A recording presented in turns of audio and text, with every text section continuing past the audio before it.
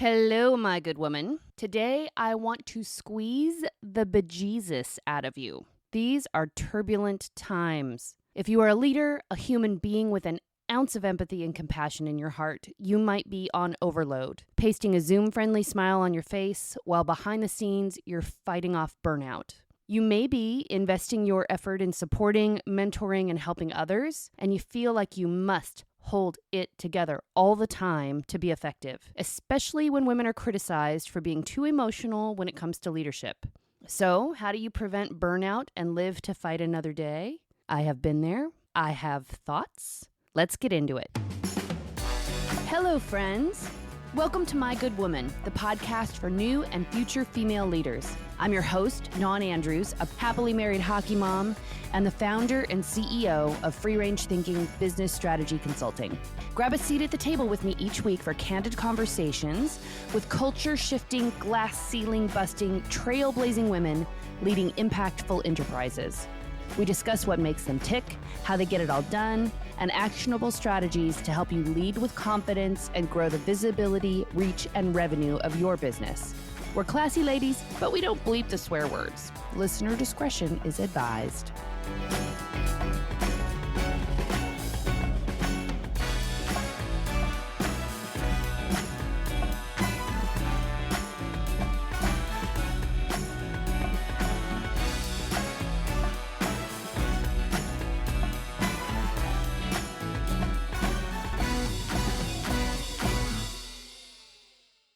Burnout. You've heard the term before. You might be feeling it right now, but do you know what it really means? In today's episode, we'll be discussing burnout in detail. We'll talk about what people get wrong about burnout, the connection between burnout and trauma, why it's an especially big deal for women in leadership, and I'll share ways to fix it using real-life examples from my life and from my practice. The personal stories and insights I'll be revealing today may help you distinguish what you're struggling with so that you can get the support that you need. Before we break it down, I want to tell you to take care of yourself and offer an important disclaimer. I am a business strategist and an executive leadership coach. I am not a mental health professional. This is not mental health advice. This is me sharing my real stories and struggles of personally facing and overcoming burnout. So please consult your preferred mental health professional for additional support. Now let me ask you, how often have you felt exhausted, overextended, even overwhelmed? For me, it is more times in my life than I can count or even keep track of. But the first time I really faced burnout, I was in my 20s. The second time I really faced burnout, I was in my 40s. There will not be a third time. A little later, I'll share with you how I expect to avoid it and what you can do too. In the meantime, how about we play a little game together? We'll call it 3 Lies and a Truth About Burnout. Welcome to 3 Lies and a Truth About Burnout. I'm your host, Dawn Andrews. I'm about to share with you 4 statements. One of these is true. Pick which one. Number 1, burnout isn't real. Number 2, more sleep, a mental health day, or a vacation can fix burnout. Number 3, if you have burnout, you don't know how to handle stress and you should keep it a secret. Number 4, burnout affects more women than men. Make your selections, please. Okay, thank you for indulging my game show host fantasies. There's something really silly about being able to do that voice. All kidding aside, I would imagine it's fairly obvious which of these statements are lies or myths and which one is the truth. But let's just get right to it. The truth is, burnout affects more women than men by a significant degree. I mean, the pay gap alone, that's enough to make a woman burn out when it comes to work. In 2020, women made about 83 cents for every dollar a man made. Women carry more responsibilities and burdens at home, which are unpaid and often unrecognized. We are less likely to be promoted inside an organization, which adds to our frustrations, and we are less likely to be taken seriously as leaders of our own organizations. There's a significant gap in the amount of mentorship and opportunities that female founders receive and the amount of money they are able to fundraise. Underlying all of this is the vicious swirl of feeling we are not worthy, which is constantly reaffirmed by all the examples I just mentioned. When you top all of this off with our tendency to avoid having direct conversations that might make some of this better, it is not surprising at all that women suffer burnout more frequently than men. And the most sobering study was conducted in 2018 by Montreal University researchers. They followed 2,000 workers, both men and women, for 4 years, detailing their emotional exhaustion, cynicism, and professional effectiveness. The results were published in the Annals of Work Exposure and Health, and it revealed that women were more vulnerable to burnout than men, because women tended to have less authority, were less likely to call the shots, which can lead to increased frustration and stress and diminished well-being. The good news is that 47% of women started a business in the last year compared to 44% of men. And 62% of women business owners are between the ages of 40 and 59 years old. And what I like about that statistic in particular is that that age range is an incredibly stressful period of time for women. It's a sandwich age range. Women have aging parents who they want to, feel compelled to, or have no choice but to take care of. And they may have children who aren't yet out of the house for college. The good news is that being a business owner puts us in the driver's seat, gives us more flexibility, and gives us a shot at beginning to manage some of the main causes of burnout. The challenge is that though we may have removed the things employers do that contribute to burnout, we are left to deal with ourselves. And oh, my friends, I have stories to tell you. In the spirit of helping us recover from burnout, let's define what it actually is and how we make things worse for ourselves. In 2019, the World Health Organization classified burnout as an official medical disorder, and I can't believe it took them so freaking long. Burnout is a psychological term referring to general exhaustion and a lack of interest or motivation regarding one's work.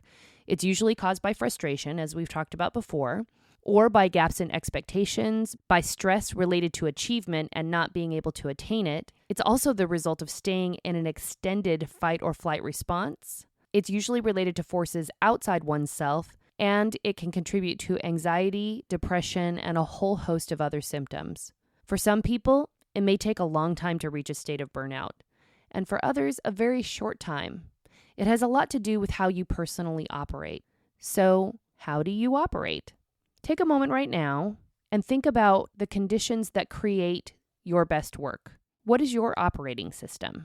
What drives you to achieve, and how do you get things done? Everyone has a unique operating system, and mine is driven by fear. I'm not proud of it. I'd like to think I'm more awesome than that, but here we are. I am motivated and driven by deadlines from other people. I don't want to disappoint people. I want to deliver, and I want to deliver well, and I want to deliver excellence. Back in the day in middle school, high school, even into college, fear of not doing a good enough job would cause me to procrastinate on every assignment and deadline. And then, fear of disappointing people would cause me to haul ass and get everything done within the 24 to 48 hour period before the due date. More assignments than I would like to admit were literally crafted in the 24 hours prior to turning them into a professor, with fingers crossed, hoping they were good enough. And unfortunately, they usually were, which just reinforced the behavior. That was my induction onto the path to burnout. Over time, I became addicted to working like everything was an emergency. And that came along with the bonus of overcommitting to things. I wanted people to find me irreplaceable. I didn't want to lose an opportunity, so I would say yes to too many things. And overcommitting is not quite the same thing as burnout, but it's certainly a contributing factor. Every single time I have burned out, all of the conditions we've mentioned before were present. The overcommitting, an emergency work style, being concerned about what other people would think, wanting to be irreplaceable, and ultimately feeling frustrated and resentful. I want you to imagine yourself in your 20s, excited about getting out there and building your career. The first time I experienced burnout, I was in my late 20s, working for a top entertainment agency as a motion picture literary assistant, which is an entry-level but very demanding position. The pay was crap. The environment was highly competitive because it was an entree into a career in the entertainment industry. The competition for those assistant jobs was fierce.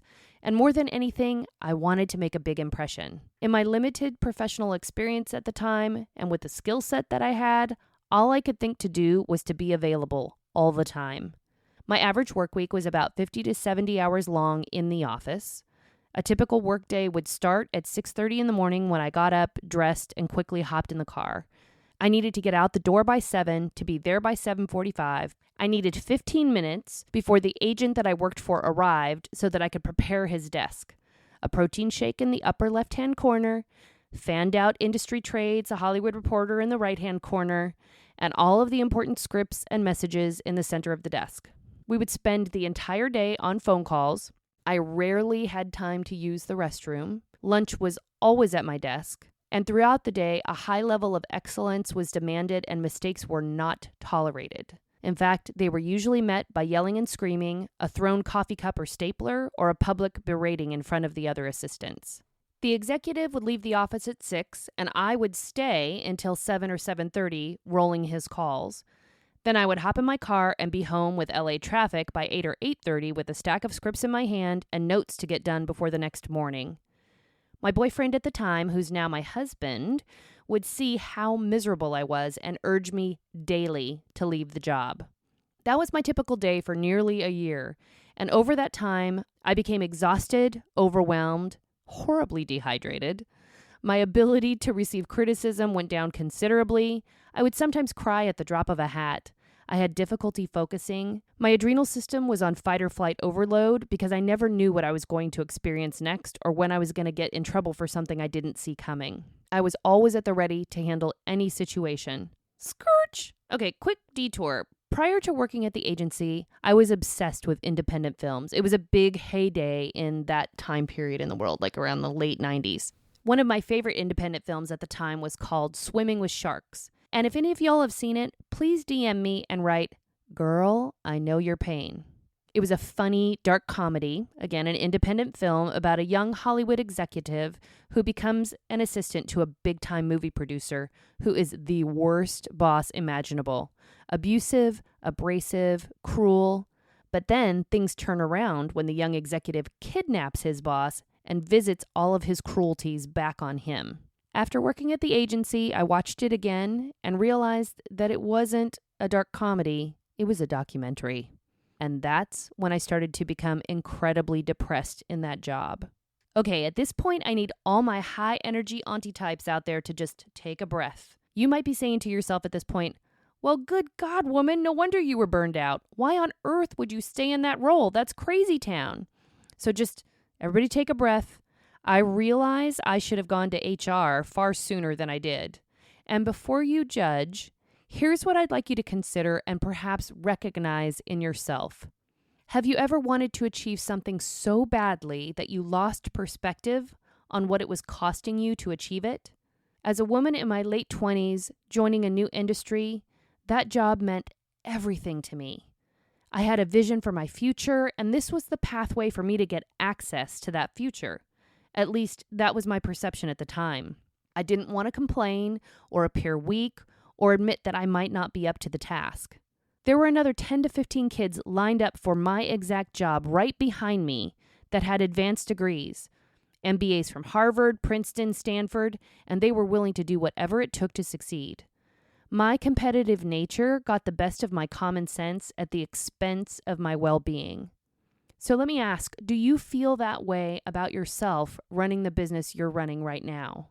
If you're feeling burned out, that may be what's happening to you as you lead your business. And before we can do anything to make it better, we need to recognize it.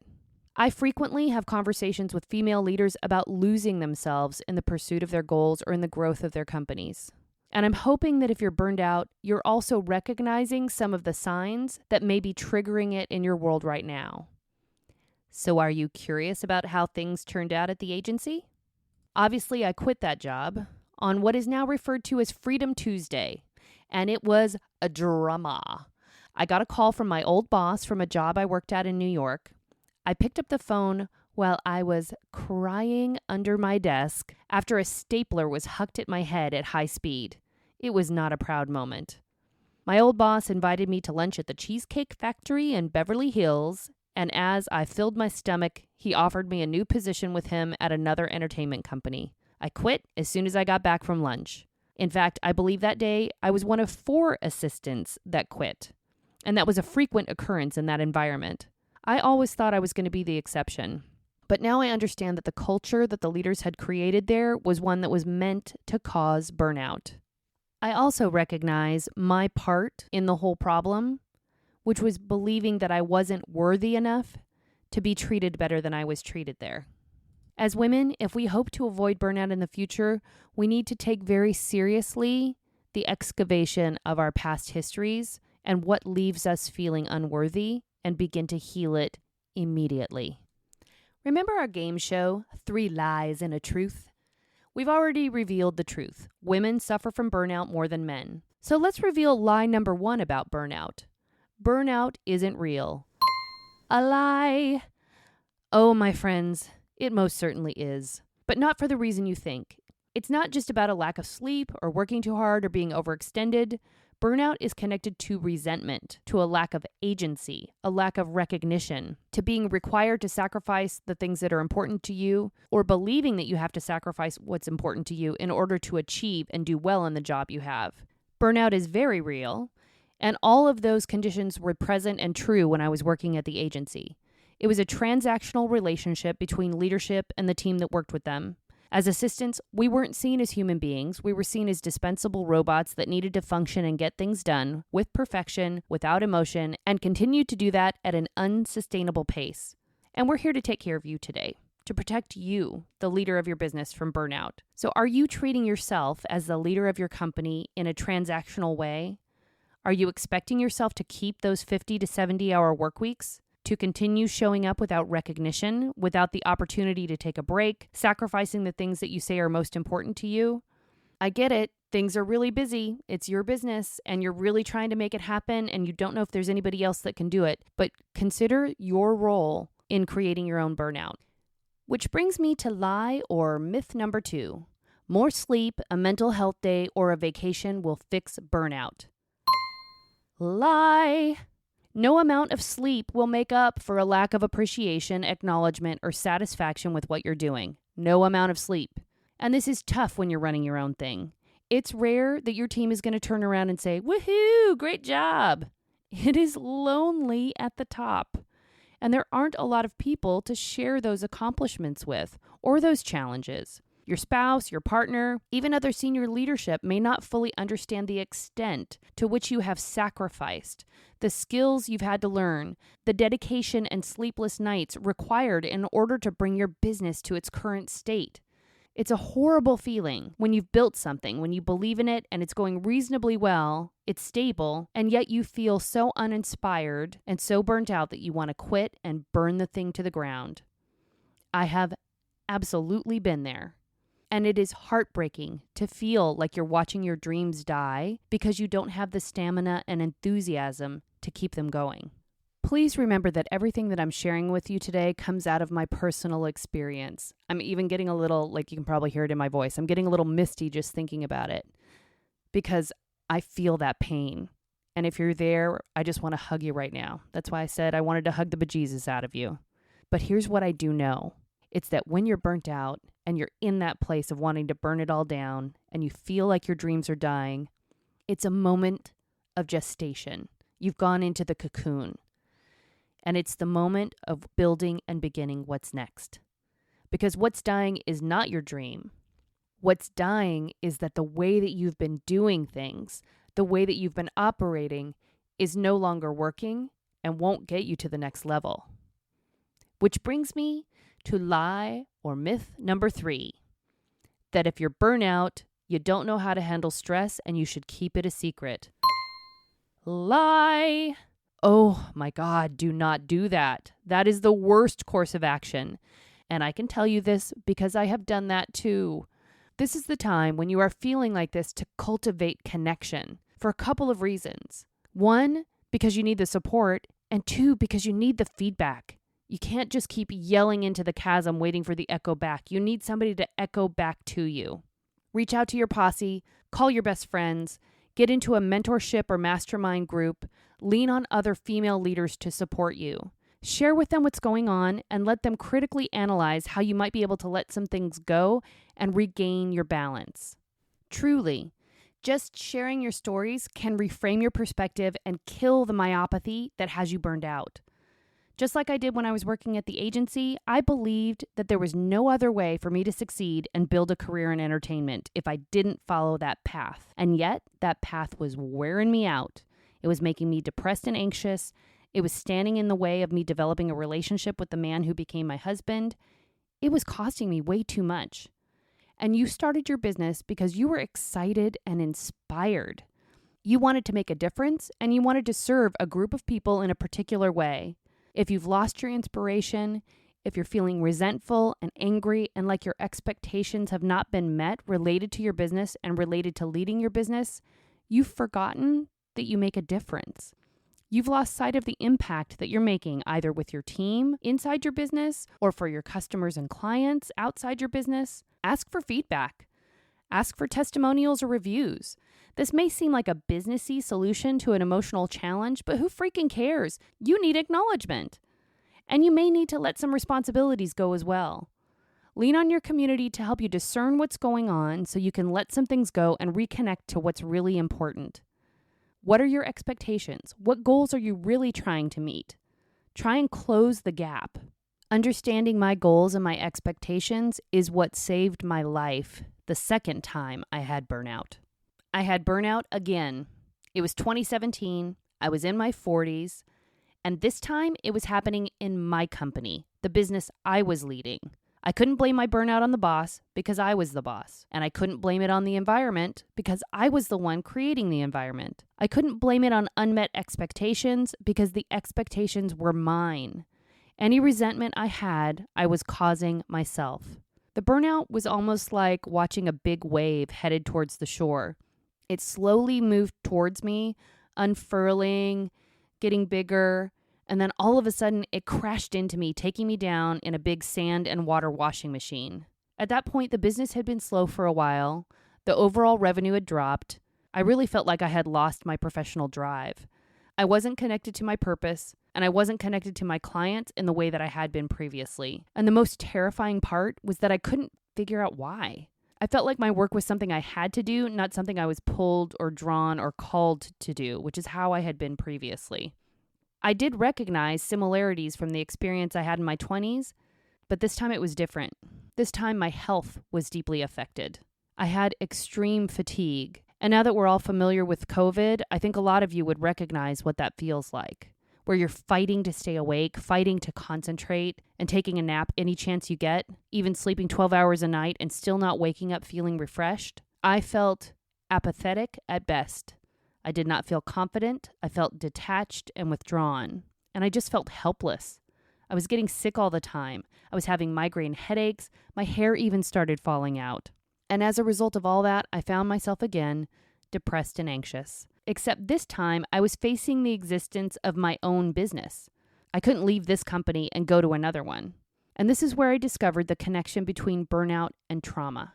Burnout-related trauma comes in two forms: the traumatic stories from our past, which can shape our current decisions and actions, and the secondary traumatic stress from the world we're living in or the type of work that we do.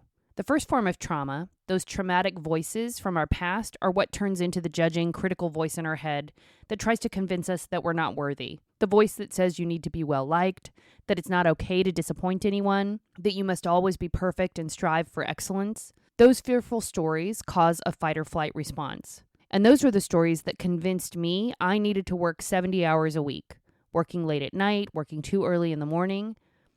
And I did that not only as an employee, but in my own business too. There was nobody making those demands but me, and those expectations were unrealistic and unsustainable. Find and change your stories, shift your expectations, stop the burnout. The second form of trauma related to burnout is compassion fatigue. Compassion fatigue is burnout combined with secondary traumatic stress. And we're all suffering from it, every single one of us. Compassion fatigue is vicarious trauma, and it refers to the negative emotions that individuals feel from helping others at work. It's especially prevalent with medical professionals who've come through the pandemic. And when I thought about where I spend my time and energy and what I'm doing, I am certainly not saving lives, at least not in the way that doctors, nurses, and emergency professionals are. It wasn't until I got into therapy again as a preventative measure that I realized as a service professional, I spend hours and hours each week hearing about the challenges of high-level leaders facing really difficult global circumstances. And part of my job is to hold space for their burdens, as well as my own. And along with that, there are the challenges that I face in my own life. The challenges that we take on because we're part of a family or a community, when friends or family are sick or dealing with very difficult circumstances. And then there's what we face as members of a global community in a very difficult time. We are all facing some compassion fatigue. My personal stories and holding the stories of others without having an adequate way to release them or manage them was the match that lit burnout bomb number 2. I see the burnout in that moment was a gift. I think sometimes we think about burnout and we make ourselves feel even worse, that we've done something wrong, that we can't handle our business, that we can't handle the stress, that we should be taking better care of ourselves, and that other people are somehow managing things better than we are. And we just pile on. We suck, and somehow everybody else gets it, and they're doing it better than we are. And that's why we feel so exhausted and tired. And in a weird way, that might be true. But hear me out. Looking back on burnout round 2 for me, what I realized is that the signs that my business needed to change and that I needed to change had been there all along. They had been slowly rolling up on me like that wave that I described. And I had chosen to ignore them, and ignore them so vehemently that my body rose up against me to hit the brakes. In 2017, when I began my recovery process with a 4-day nap, that was the beginning of where I'm sitting now, which is a renaissance in my business. Extraordinary new clients, this podcast, conversations with exceptional female leaders. And none of that would have been possible if I persisted and resisted and continued in the way that I'd been operating before. So how am I avoiding burnout round 3? There are 3 things that I'm doing. I look at the conversations I'm avoiding and I have them. I know what my deal breaker, non-negotiables are, and I build clear boundaries. And here's what I mean. When it comes to conversations I'm avoiding that I need to have, I don't find myself a particularly confrontational person, but I've gotten a hell of a lot better at it. If I'm delaying a difficult conversation, that's the first one I need to have because I'm using my psychic and emotional energy to avoid it. My goal is to reduce the amount of time between noticing that a conversation needs to happen and having it. The pain and struggle lies in the space between knowing when you really need to talk to somebody and you start to avoid it because you think it's going to go away. This is also where the seeds of resentment and unmet expectations start to fester into something that can really derail you later. To help myself improve and get better at this, I even devised a brave conversation method that I use every time. I'll share it with you at the end of the podcast. Next, I check in with myself regularly about what my deal breakers or non-negotiables are. I take 6 weeks off during the year, non-negotiable. We take vacations, non-negotiable. I take days off and take a mental health day when I need it, non-negotiable. I even have a Netflix day during the week if I absolutely need it, also non-negotiable. I will always take my kids to school and I will always pick my kids up from school. It is the best part of my day and it is non-negotiable. I will always be available for my kids' special events, non-negotiable. If I can't design my business to support those, the business needs to be redesigned. And here's my final strategy for keeping that 3rd round of burnout at bay. I know what my boundaries are, and I consider myself worthy and valuable enough to have them and protect them. And my good woman, it has been a journey to get there. But I do know what my boundaries are. My clients know what they are. My family knows what they are. I do not work 70 hours a week. That is not ever happening again. Not even 50 hours a week. My goal is 20. I rarely reach it, but I like the way it makes me think about where I spend my time. And yes, there are times and there will be more times when I push really hard because there's something new or exciting that I want to do in the business. Maybe it requires a little extra time and effort. But if I can't design something well enough to be able to achieve it during regular work hours or let something go to welcome something new in, then it's not happening. I'm not perfect. This is a constant series of adjustments. And maybe all 3 of these strategies sound a little idealistic. If you're in the early stages of building a business, you may feel that fear that I was talking about at the very beginning of our conversation, where you want to take every job that comes in. You don't want to say no to anything. You don't want to set boundaries because you want to always be available to your clientele. You want to make sure you're worth what you're charging. And at the core of that is the trauma and the stories. It's about your worthiness. And I want to tell you right now, you are worth it. You are valuable. Do not let the trauma of the past get in the way of you setting important boundaries to take care of your well-being. Don't let your stories and your trauma stop you from having conversations to get more help and support. It is not worth it. There's only one of you, and we need you. There will not be another round of burnout for me, and I don't want another one for you either, because we are in business to make a difference for others, and we have control about how we build our businesses. We have the ability to build them in a way that works for us, that works for our families, that works for the life we want to live, that works for the health and well-being of our bodies and our minds, but we have to believe that we're worth it. And that is part of being an extraordinary female leader. It's a practice, and we get the opportunity to get better at it every day. My good woman, thank you for joining me this week. To read the complete show notes and get all the links mentioned in today's episode, visit mygoodwoman.com. That's also where you can download my Brave Conversation Workbook, which was created with one goal in mind, to help female leaders approach difficult or confrontational conversations with grace and directness. Download the Brave Conversation Workbook for free at mygoodwoman.com/Brave Conversations, or find a link in the show notes. And before you go, make sure you subscribe to the podcast so you can receive new episodes right when they're released. Thank you again for joining me. I'm Dawn Andrews, and this was My Good Woman. I'll see you next time.